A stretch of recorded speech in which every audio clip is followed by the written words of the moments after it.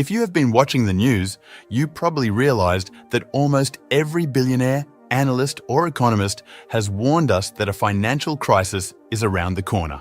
From Warren Buffett and Charlie Munger, who talk about the speculations in the housing market, to Michael Burry, the big short investor who is betting $1.6 billion that the stock market will crash, and to Barry Sternlicht, one of the world's most successful and respected real estate investors who predicts an economic hurricane to hit us. It's not a surprise that 70% of Americans think a recession is coming. It seems like we are on the brink of economic catastrophe. If you open the Wikipedia list of the number of recessions in the United States, you will realize that recessions are nothing new.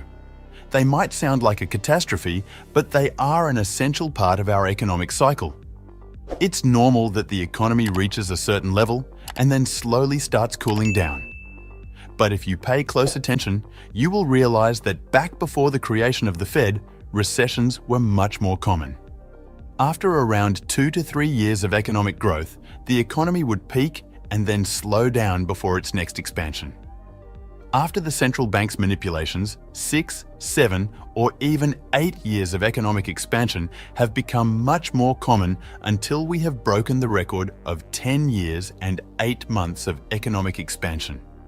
It seems like we have reached our peak of using the Fed's policy to avoid recessions since we have suffered one recently.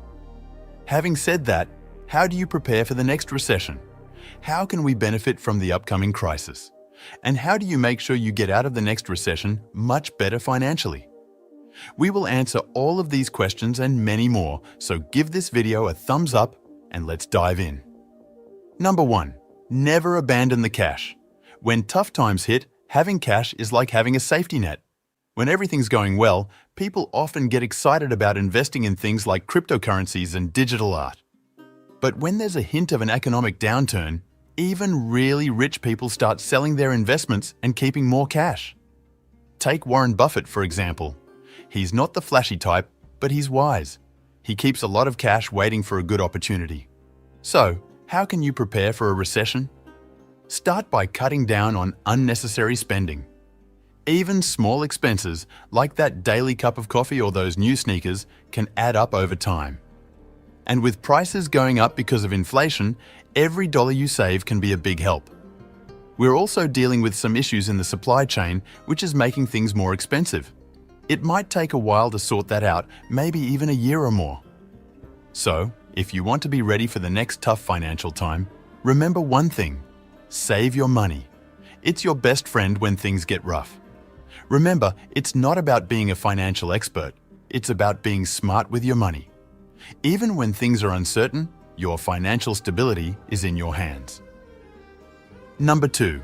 Invest in liquid businesses. When tough financial times hit, many companies struggle, and some may even go out of business.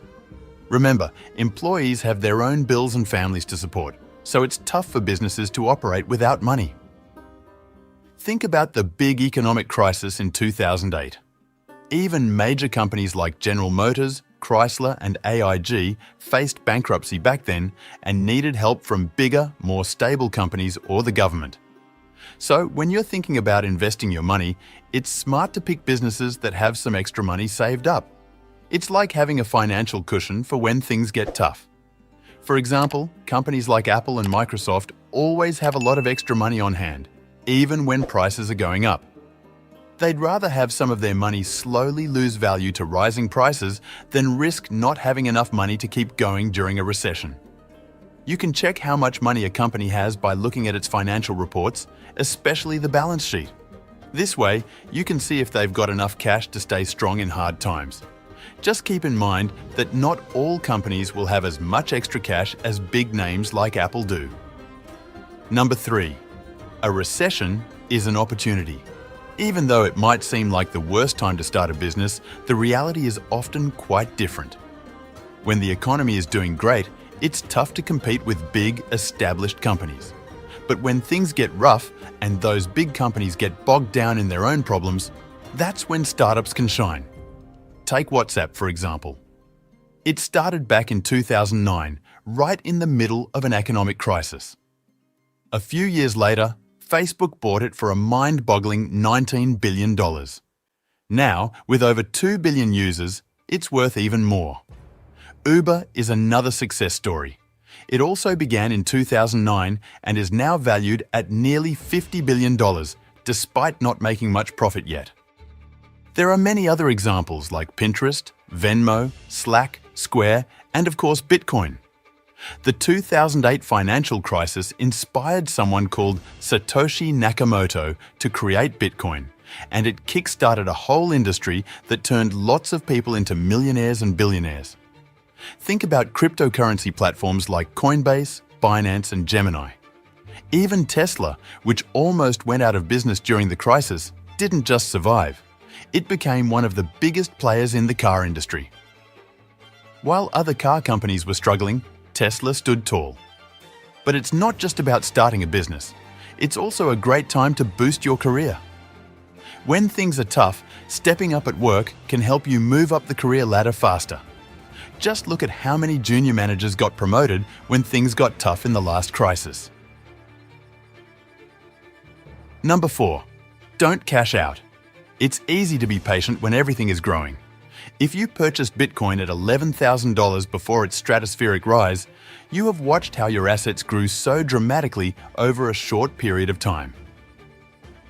The truth is that the absolute opposite happens during a bear market. A lot of people don't get patient and sell off, thinking that the world is about to end.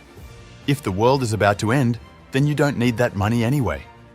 Jokes aside, the stock market has survived the Great Depression, World War II, endless recessions, and the Vietnam and Iraq wars. The investors who actually made money are the ones who either sold before everything crashed, which is almost impossible since timing the market is not as easy as you might imagine, or waited till the crisis passed and stocks began to grow again during the expansion period. Number 5. Take advantage of the gig economy. During a recession, traditional job markets can be challenging. However, the gig economy, characterized by short-term contracts or freelance work, often thrives. You can tap into this growing trend by offering your skills and services online. Whether you're a writer, graphic designer, web developer, or have expertise in various fields, there's a demand for freelancers. And by the way, you don't need to be an expert in these things. If you truly want to make money online, you can start offering the service at a cheap price and work your way up to higher prices. Remember, skills are recession-proof. Bear in mind that no matter what, companies and individuals seek cost-effective, on-demand solutions. This not only allows you to earn income, but also diversifies your revenue streams, which is vital during economic downturns. By embracing the gig economy, you can turn your skills into a recession-resistant income source while maintaining flexibility and adaptability in a changing job market. Explore freelance platforms such as Fiverr and Upwork to easily find opportunities. Number 6. Don't go into debt. If you haven't prepared yourself for a recession, you are going to struggle. A lot of people get into debt when they can't fulfill their basic needs. And if a recession happens as a result of a financial bubble or inflation, like in our case now, the Fed would raise rates to slow down the bubble, which means the debt is going to be expensive during such periods. In 2007, at the peak of the housing bubble, the Fed raised rates to 5.25%. Imagine what the rates were for consumers such as you and me. In the year 2000, during the dot-com bubble, the Fed raised rates to 6.5%. That's why recessions make the rich richer and the poor poorer, because poor people often struggle to save money. So during the recessions, they might have to borrow to put food on the table, while the rich don't and can use that excess cash to take an opportunity of the crisis.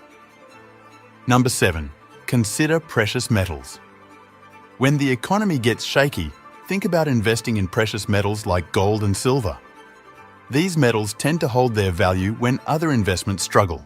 You can invest in them by buying actual gold or silver items or through related investment options like ETFs or mining company stocks. The reason they're attractive during tough times is that they have inherent value. For example, gold is scarce and takes effort to mine, making it valuable by nature. It doesn't rely on economic ups and downs like some other investments. People also see these metals as a safe way to store their money. When regular investments look uncertain, many turn to gold and silver to keep their wealth secure. Additionally, these metals have global appeal. They're not dependent on a single country's economic situation, making them a good choice during a worldwide economic downturn. Thanks for watching. Subscribe for more weekly investment tips. Leave a comment below. Happy investing!